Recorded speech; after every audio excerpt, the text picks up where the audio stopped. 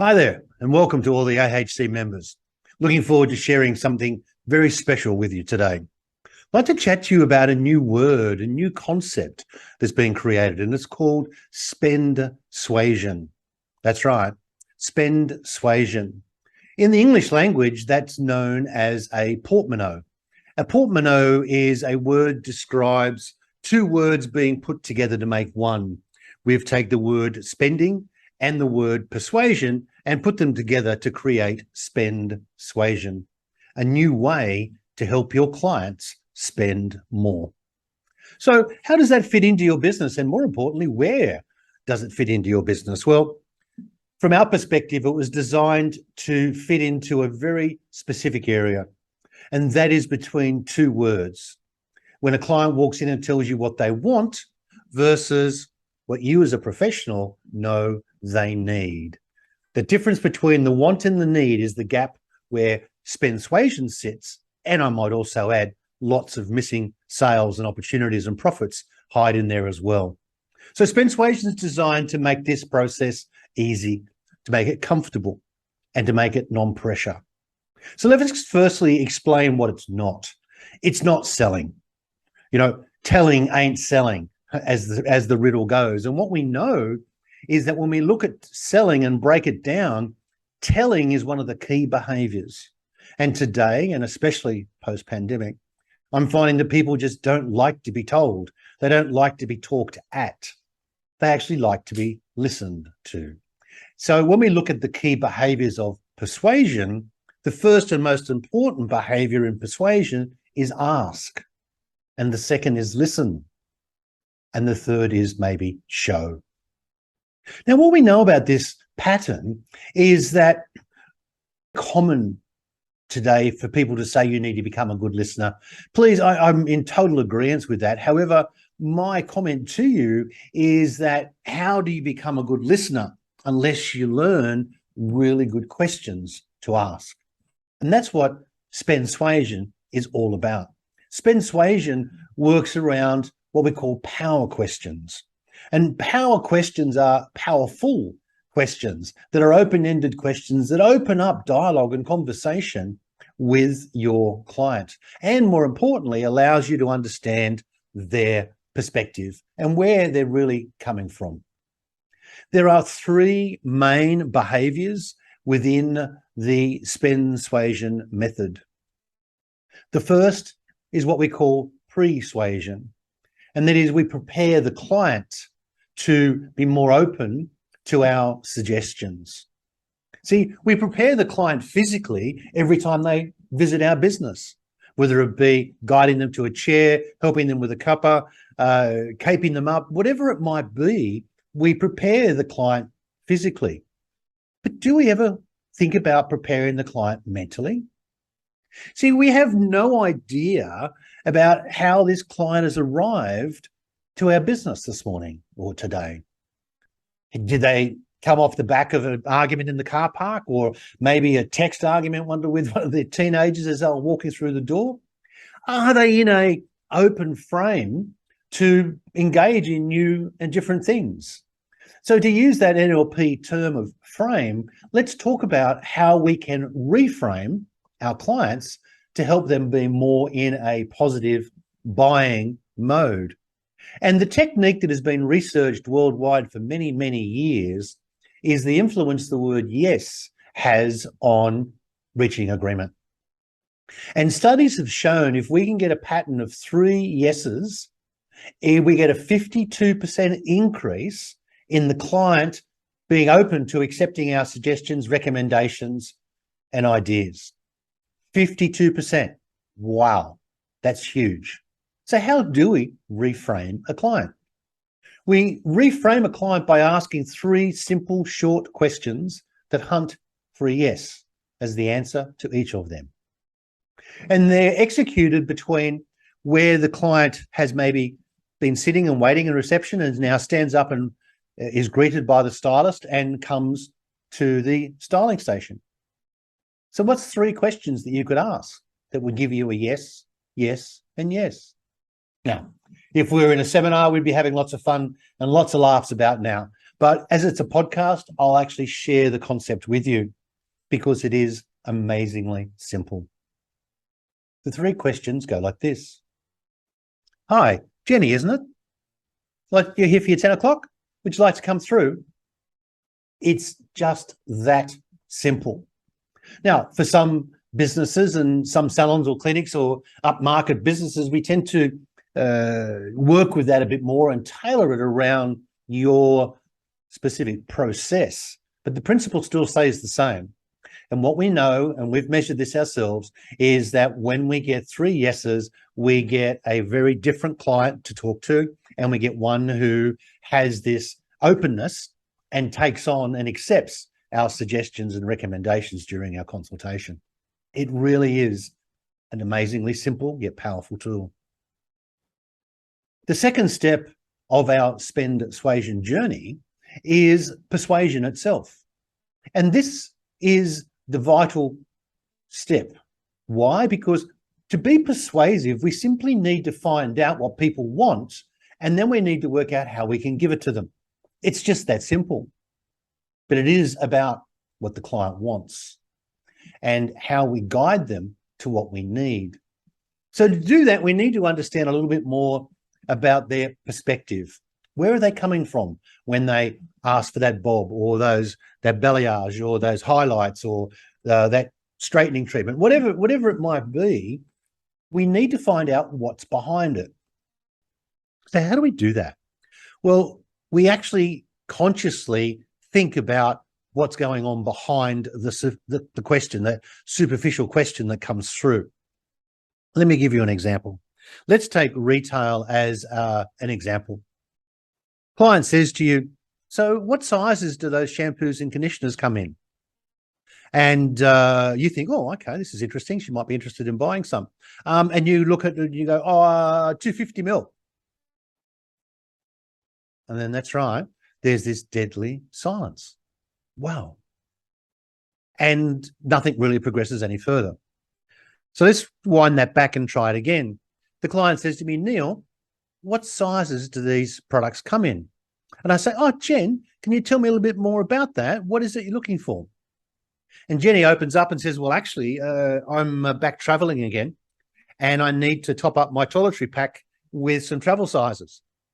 I go, oh, that's fine. Well, this range over here has A, B, and C available. Now, have I not made it easier for Jenny to actually now seek what she was wanting to find? And more importantly, I'm now on the verge of actually just completing the sale, allowing the client to purchase. Conversely, next client comes in and says, oh, Neil, can I ask you, what sizes do these retail products come in? And I say, so Jenny, can you tell me a little bit more about that? What is it you're thinking? And she goes, well, my daughter's been starting to use my product a lot, and I'm thinking of trying to find a more economical size. Do you have, family sizes or bigger sizes? And I say, well, actually, Jenny, this particular product you use does come in litre sizes. They're over here, there, blah, blah, blah. Have I now made it easy for Jenny to buy those litre sizes? See, in each case, I needed to change my answer once I understood the client's perspective. This is the key to persuasion. And by the way, you may have noticed that there was very little telling from me. There was asking, which opened up the conversation. The third step is Spendsuasion itself. And the term Spendsuasion in this third step shares with you ways that you can reach agreement comfortably. There's 4 very simple ways that you can help a client reach agreement super comfortably. And more importantly, how to handle no. No can be very confusing. Sometimes no can come from somebody in another word, and they might say maybe. Yes, that's right. So what does maybe really mean? Well, for me, that is a no in disguise. And it's a no coming from someone who doesn't like confrontation. So instead of using the word no, they actually use the word maybe. Very interesting. So again, when we receive that rebuttal or that pushback, we need to use a diffusing statement to reduce the pressure, calm things down, and especially at that very vital moment, because some people can become very uncomfortable at that part of the communication process. So now that we've understood some of the principles and a select few principles of the Spendsuasion model, let's talk about where and how we can use them in the client's experience or the client journey through your business. Well, first and foremost, there's 9 steps that we work to in the client experience. And number 2 is by far the most important, which is where we actually get our 3 yeses. So let's revisit how to do this. Well, firstly, the 3 yeses need to be done by the person who's going to be doing the consultation and or caring or treating the client, not by the receptionist who greets them as they walk in through the door. That's very important. We want the bridge to be built with the person who's going to be doing the consultation or the work. So client comes in, hi, Jen, grab a seat. Sue will be with you in a moment. Hopefully Sue's not running too late. Sue comes out and says, hi, Jen. Oh, hi, Jen, isn't it? You're here for your 10 o'clock. Would you like to come through? She goes, yes, yes, yes, lovely. And she comes through. Now, this is so simple and can be done in so many different ways, depending on the type of your business, but the impact is amazing. Where we get the greatest impact is from some of the younger staff who sometimes experience a bit of pushback from clients. This barrier just breaks things down, and this barrier is gone. It's so impactful. And I've had many young girls come back to me after our training programs and actually almost be in shock of the impact something so simple can make. The other area that I really want to focus on in our conversation today is actually how to reach agreement. There is areas that I see great opportunities missed because the stylist is trying to reach agreement with the client at the front desk on the way out. And I'll have to suggest to you that's the biggest mistake I see, because that is not the place to reach agreement with a client. It's a couple of steps back, and it's actually when the client is still caped up in the stylist chair, because that is the correct moment to wrap everything up, to personalize your suggestions, to confirm the rebooking concept you've been talking about so that they can have the desired level of maintenance, and more importantly, about how to care for their product at home. All of these conversations need to occur before you take the cape off. It's really quite amazing, isn't it? I'm sure you've noticed clients never move while the cape's there, but the moment the cape comes off, whoa, they're on the move. They're normally reaching for their phone or some other pattern, and they're instantly engaged with what's happening, who's been reaching out to me, what's the time, oh, I've got to go and pick up the kids or whatever. And what has actually happened at that precise moment is the client has actually left the salon mentally. They're already thinking about all the other things they should be doing. And this all happens literally with the cape coming off from the client.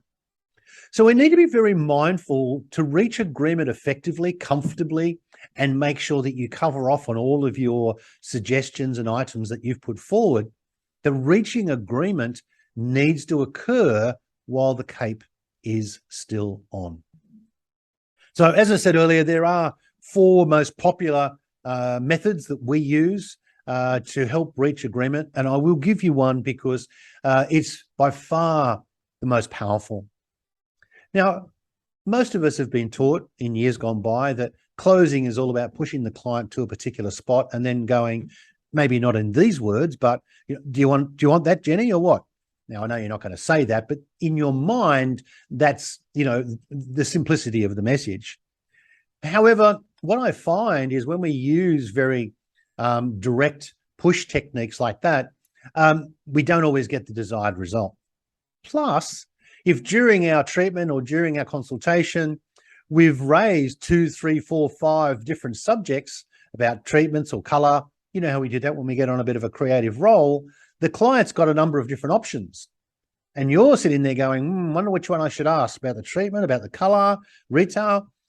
And when we find ourselves in that situation, I'd like you just to pause and ask a particular question. And it goes like this. So tell me, Jenny, where would you like to go from here? That's right. And we actually shut up and we let the client talk. And what you will hear when you ask that question is some amazing information that you never knew.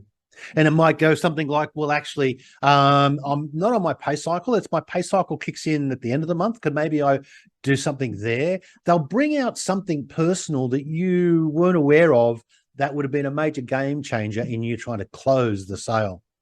However, when we approach it wanting to reach agreement, we actually ask the client, and the difference is tremendous.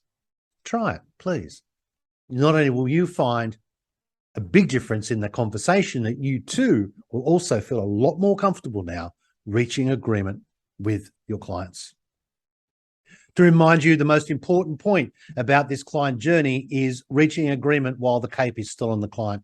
I just have to express how much of a difference I've seen that make, not only in hair, but also in beauty, where we reach all of our agreements within the treatment room before the client leaves the treatment room. Both are the same and both are immensely and incredibly powerful.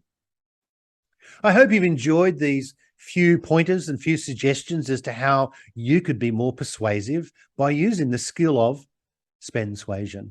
That's right. Spendsuasion is all about questions, and you may have noticed that a lot of the things I've put forward to you today are question-based. So what can I do to help you be better with your questions? Reach out. Neil Osborne, Neilosborne.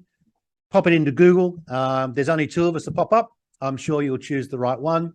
Or you can visit our Spendsuasion page, spendsuasion.com.au. Look forward to seeing you next time. Bye for now.